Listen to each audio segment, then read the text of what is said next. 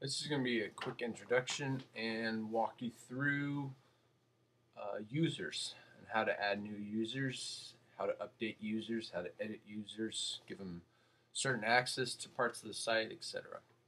So we're at our dashboard. We've logged in to our dashboard. On the left-hand side, we're going to go down to users and click the arrow next to users. It'll drop down a little menu. And first thing we'll look at is the existing authors and users, and click on that. Right now all we have is admin, and right now the email address is set to mine, and we'll change that as soon as we go live here. So that's basically where you can see the users that are within the system. Next we have add new. And that's going to be the one you're probably going to use the most.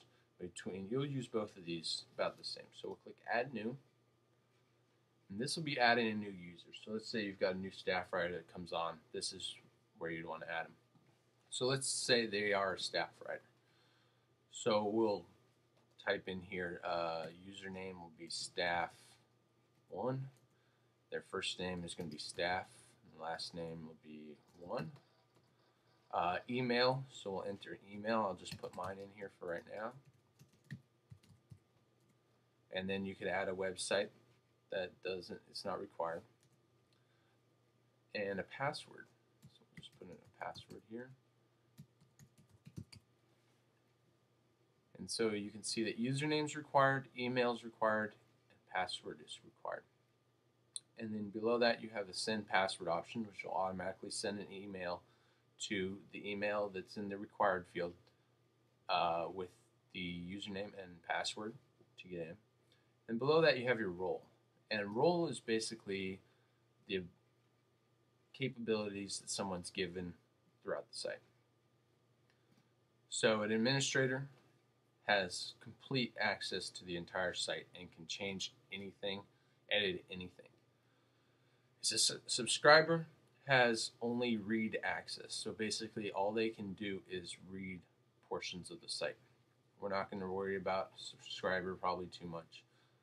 The ones you're probably going to be concerned with are going to be editor, author, and contributor. Between author and contributor, there's really not too much of a difference. Author has a little bit more capabilities, but basically they have the same amount of posting and editing capabilities. And these two will not have any access to pages, any of the major options that could change the overall format of the site. So they won't get to settings, the contact, appearance, plugins, the theme options, links, etc.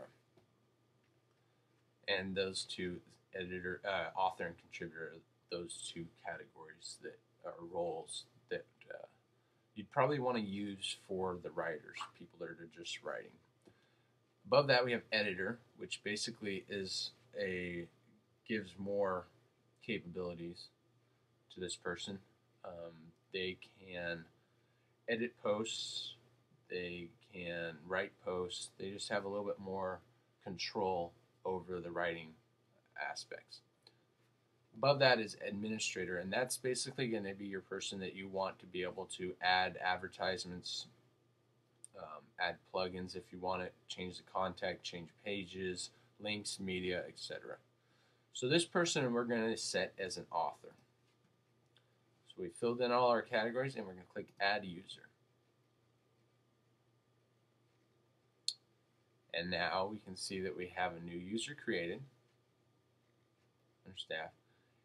And now we can click back to all users.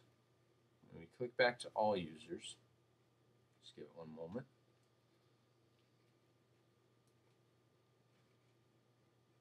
You'll see that we have listed now staff 1 and admin. We can go into staff 1 and click edit now if we wanted to. And we can edit their options. We can change their role because we have administrator access. So we could change their no role for this blog, subscriber, contributor, etc. Change their name. And they will have access to this page as well, but they will not be able to change their role.